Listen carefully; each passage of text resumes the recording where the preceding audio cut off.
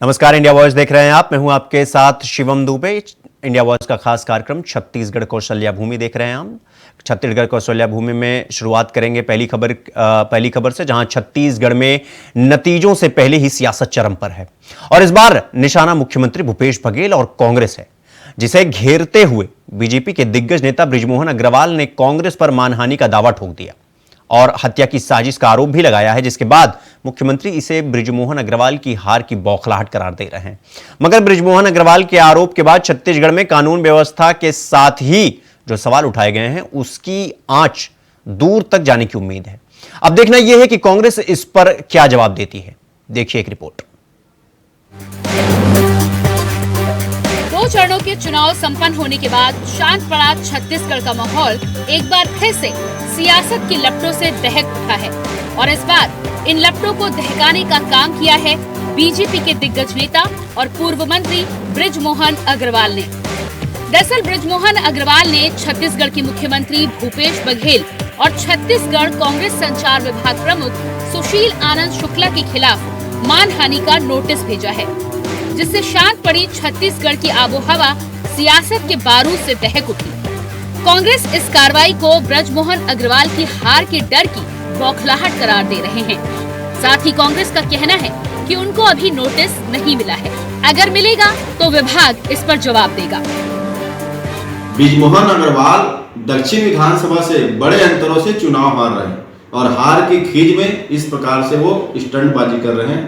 कांग्रेस के किसी भी नेताओं को कोई नोटिस नहीं मिला है और नोटिस मिलेगा तो कांग्रेस का विधि विभाग उसका जवाब देगा।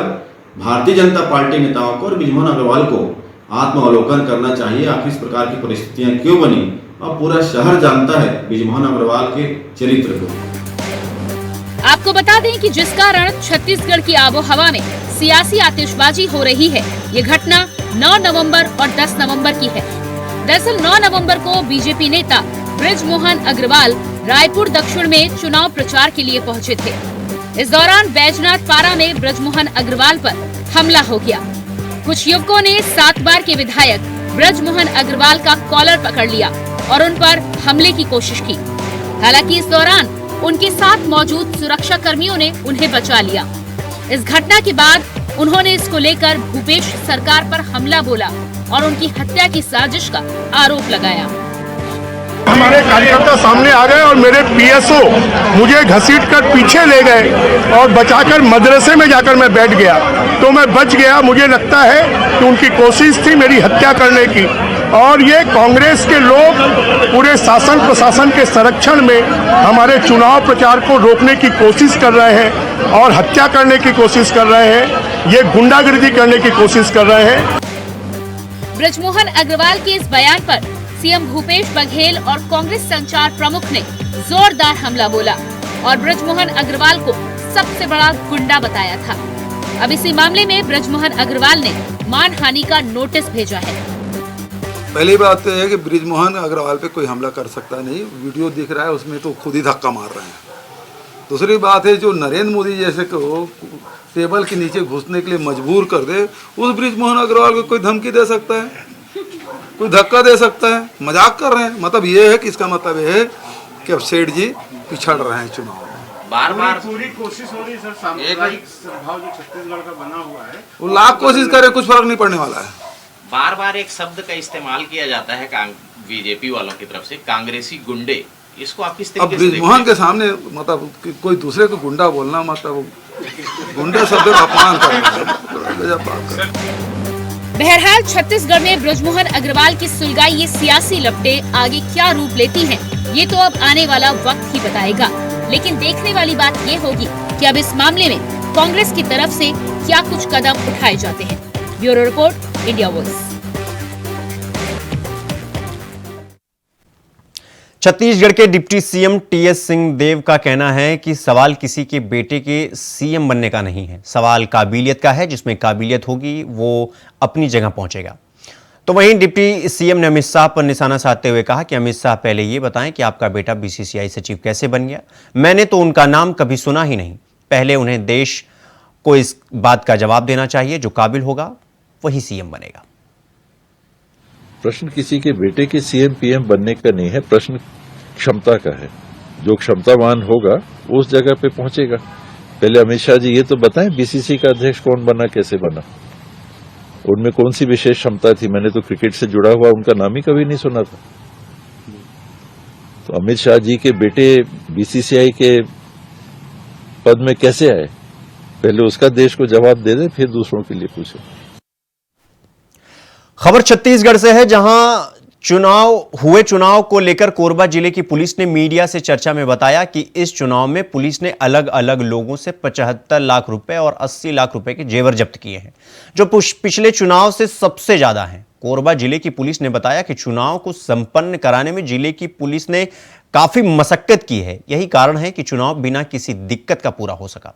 साथ ही कोरबा पुलिस ने बताया कि कैश रकम के अलावा अवैध हथियार, गुंडों पर लगाम, आबकारी से जुड़े मामले, जिला बदर की कार्रवाई के अलावा अन्य कार्रवाइयां सख्ती से लागू हो गई, जो 2018 के चुनाव की अपेक्षा अधिक है। इसके लिए जिले की पूरी टीम ने मेहनत और लगन से काम किया। आचार संहिता लगने के पश्चात कोरबा जिले में जो कैश जो जब्ती किया गया था, जिनके पास कोई वैध दस्तावेज नहीं थे, उस प्रकार से करीब 75 लाख रुपए के आसपास कैश जब्ती किया गया था। वहीं अगर हम बहुमूल्य धातु जिसमें सोना चांदी गहने जो आते हैं उनकी बात करें तो जितने भी ट्रेवल करने वाले जो लोग थे, जो हैवी मात्रा में जो इस बहुमूल्य धातुओं का जो संचालन जो ले जा रहे थे कोई दूसरी जगह पे, उनके पास भी दस्तावेज प्रस्तुत नहीं करने के कारण करीब 80 लाख रुपए के आसपास के आभूषण और ऐसे सामान जब्ती किया गया था और 102 के वजह जब्ती करके उनको इलेक्शन कमीशन को अवगत कराया गया था। साथ में आबकारी के अधीन करीब 1940 लीटर इस दौरान जब्ती की गई। उसी प्रकार से एनडीपीएस एक्ट में भी 3 किलोग्राम के आसपास में जब्ती किया गया था। और आरोपी और जितने प्रकार के जो असामाजिक तत्व हैं उनके ऊपर नियंत्रण के लिए इसमें जिले में करीब 1801 सीआरपीसी के तहत, जिसमें 107, 16, 151 के तहत कार्रवाई की गई थी, लघु अधिनियम और प्रतिबंधात्मक कार्रवाई की ओर से। खबर बलौदाबाजार से है, जहां कसडोल गांव में आंसू मिनरल क्रैशर्स प्लांट में बड़ा हादसा हो गया। इस हादसे में जेसीबी चालक की मौत हो गई। हादसा क्रैशर में लगी टाइगर प्लेट बदलते समय हुआ। प्लेट बदलते समय प्लेट ऊंचाई से गिरी, जिससे युवक घायल हो गया, जिसके बाद उसकी मौत हो गई। हादसे की जानकारी मिलने के बाद भी पुलिस ने मामले की एफआईआर दर्ज नहीं की।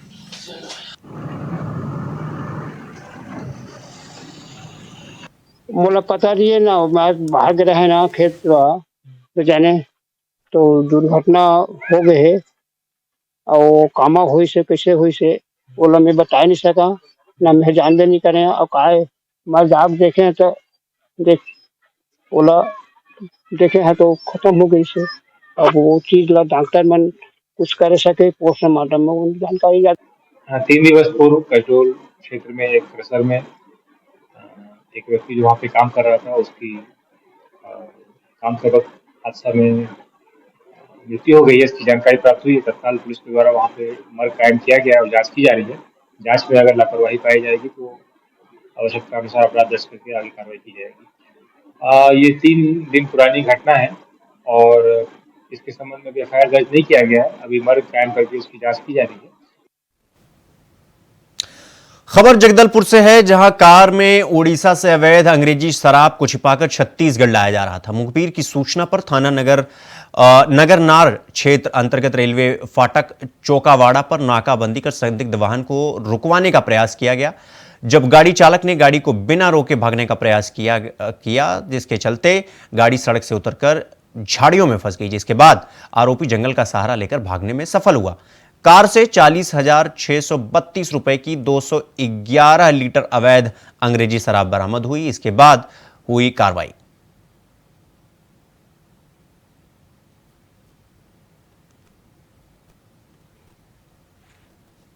जब चौकावाड़ा के पास रेलवे फाटक के पास चेकिंग की जा रही थी तो एक स्विफ्ट डिजायर कार पुलिस को देखकर वहां से भागने की कोशिश की, जिस पर वाहन चालक का नियंत्रण वाहन से खराब हो गया और जो है गाड़ी सड़क से उतर करके वहाँ नदी झाड़ी में फंस गई। जिसके बाद जो आरोपी थे वो गाड़ी को वहीं छोड़कर मौके से फरार हो गया। जिसके बाद वाहन का इंजन नंबर, चेसिस नंबर और नंबर प्लेट के बेसिस पर मिलान करके वाहन स्वामी तक पहुँचा गया जो वाहन सुब्रतो मंडल की पत्नी के नाम से था और उस दिन वही वाहन को चला रहा था। सुब्रत मंडल को पकड़ा गया, फिर उससे पूछा गया कि और कौन व्यक्ति थे जो साथ में शराब की तस्करी कर रहे थे। तो उसने बताया कि उसका एक जीजा है विवेक सरकार, जो उसके साथ था और नौरंगपुर उड़ीसा का रहने वाला है। उसके निशानदेही के साथ हम विवेक सरकार को भी पकड़े। इस तरह इन दोनों आरोपियों को पकड़कर धारा 34 आबकारी एक्ट के अंतर्गत कार्रवाई करते हुए माननीय न्यायालय के समक्ष पेश किया गया, जिनके पश्चात उन्हें जेल विरोध कराया गया। इस पर बुलेटिन में रुकेंगे हम छोटे से ब्रेक के लिए। खबरों का सिलसिला जारी है, फौरन लौट रहे हैं। ब्रेक के बाद एक बार फिर से आप सबका स्वागत है मेरे साथ। रुक करते हैं अगली खबर की ओर। अगली खबर कांकेर से है, जहां चुनाव के बाद से ही लगातार कांकेर में नक्सलियों की गतिविधियां तेज हो गई हैं। एक के बाद एक नक्सली घटनाओं को अंजाम दे रहे हैं। पुलिस के जवान नक्सल इलाकों में सर्चिंग कर रहे हैं और आईडी बम को निष्क्रिय कर नक्सलियों के मंसूबों पर पानी फेर रहे हैं। वहीं एक बार फिर बीएसएफ के जवान ने कोसरोडा में नक्सलियों के बम को निष्क्रिय कर दिया है। जानकारी के अनुसार कोसरोडा में रेल लाइन सुरक्षा में लगे जवानों को नुकसान पहुंचाने के लिए नक्सलियों ने 3 किलो का प्रेशर बम रेलवे ब्रिज के पास प्लांट कर रख दिया था, जिसे सर्चिंग पर निकले वाहिनी बीएसएफ के साथ जवानों ने इनएक्टिव कर दिया। साथ ही इस घटना के बाद से सर्चिंग अभियान तेज कर दिया गया है।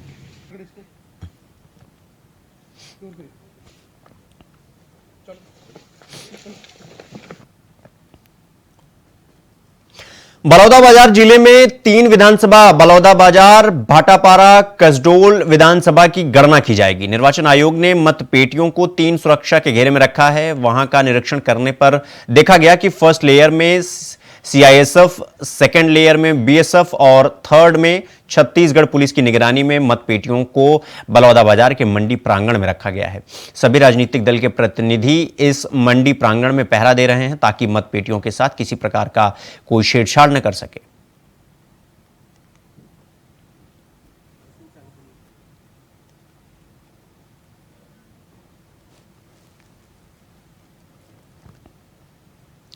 दुर्ग के उतई बस स्टैंड पर कल चाकूबाजी की घटना को अंजाम देने वाले 8 आरोपियों को पुलिस ने गिरफ्तार कर लिया है। बता दें कि पुलिस पुरानी रंजिश को लेकर 8 युवकों ने मिलकर एक युवक पर चाकू और लोहे की रॉड से मारपीट की थी।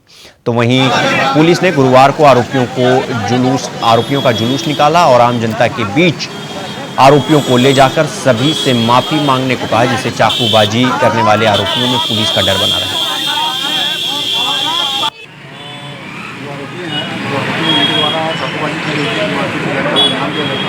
उनको घटनास्थल ले जाया गया था, घटनास्थल का प्रतीक करवाया गया है और साथ में उनको लेके वहाँ से सिलीगुड़ी ले जाया गया। इन्होंने अपना वीडियो वायरल किया था बसप लाने के लिए, लेकिन इसलिए पुलिस ने भी उनको ले जाके पब्लिकली सबसे वहाँ पर घुमाया है और वहाँ जहाँ घटनास्थल है वहाँ पर उनको घटनास्थल में घुमाया भी है। तो कुछ नहीं है, पुलिस अपनी कार्रवाई कर रही है। वो अपना आरोपी दल की वक्तव्य देते हैं तो उनका वक्तव्य। दुर्ग के समस्त थाना और चौकी में सघन चेकिंग अभियान चलाया गया। बता दें कि चेकिंग अभियान में चाकूबाजी करने वाले 3 सवारी घुमंतू अड्डेबाजों, मॉडिफाइड साइलेंसर वाहन चालकों पर सख्त कार्रवाई की गई। तो वहीं सभी थाना क्षेत्र में शाम के समय एक साथ कार्रवाई करने से बदमाशों में हड़कंप मच गया। चेकिंग के दौरान कुल 226 से अधिक वाहनों पर कार्रवाई की गई और 38 से अधिक वाहन जब्त कर लिया गया, जिसे माननीय न्यायालय में पेश किया जाएगा।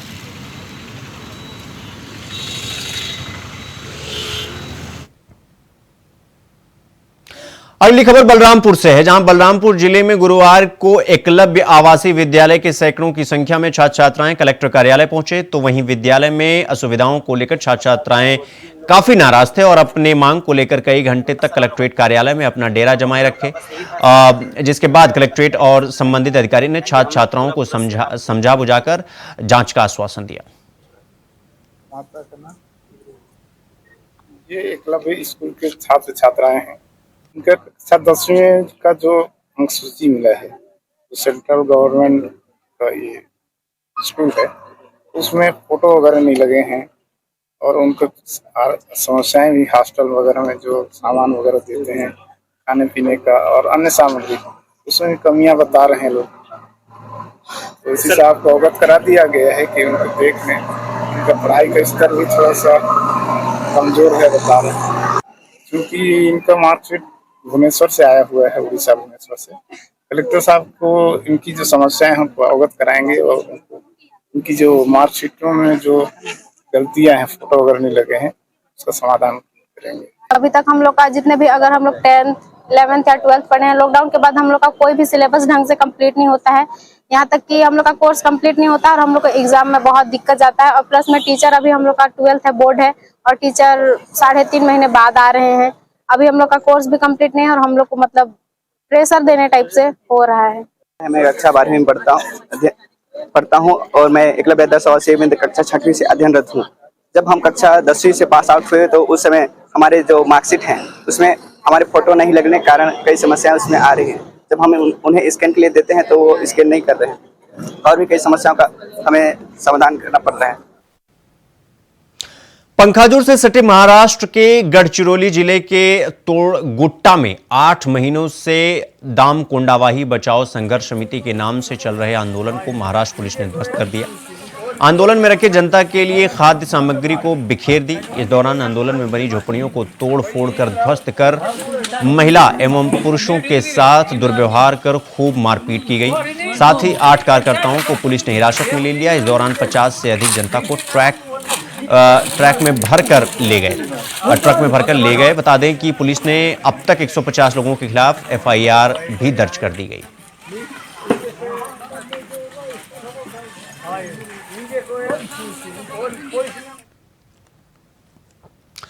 पंखाजुर पुलिस ने माना कैंप रायपुर से आरोपी को गिरफ्तार किया। बता दें कि नाबालिग बालिका को शादी का प्रलोभन देकर भगा ले जाकर जबरदस्ती बलात्कार करने वाले आरोपी को गिरफ्तार किया।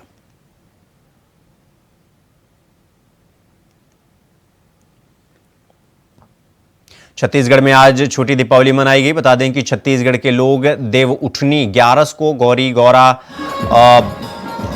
की पूजा करते हैं, तो वहीं शिवजी और पार्वती को की गोबर से मूर्ति बनाकर धूमधाम से बारात निकाली गई और उसके बाद मूर्ति का विसर्जन किया गया।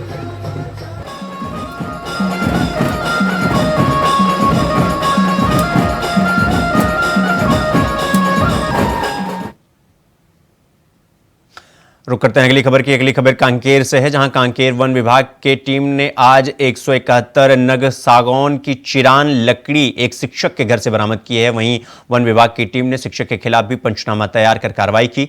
इस दौरान कांकेर वन परिक्षेत्र अधिकारी अब्दुल रहमान खान ने जानकारी देते हुए बताया कि वन विभाग की टीम को 22 नवंबर को सूचना मिली कि ग्राम उमरादाह में एक शिक्षक के घर में अवैध रूप से सागौन लकड़ी रखी गई है, जिसके आधार पर वन परिक्षेत्र अधिकारी ने अपनी टीम के साथ पहुंचकर शिक्षक के घर दबिश दी, जहां ग्राम उमरादाह निवासी उद्देश सलाम के निर्माणाधीन मकान से 130 नग सागौन की चिरान लकड़ी और 42 नग बल्ली जब्त किया गया। इस दौरान शिक्षक के खिलाफ मामला दर्ज कर आगे की कार्रवाई शुरू कर दी गई।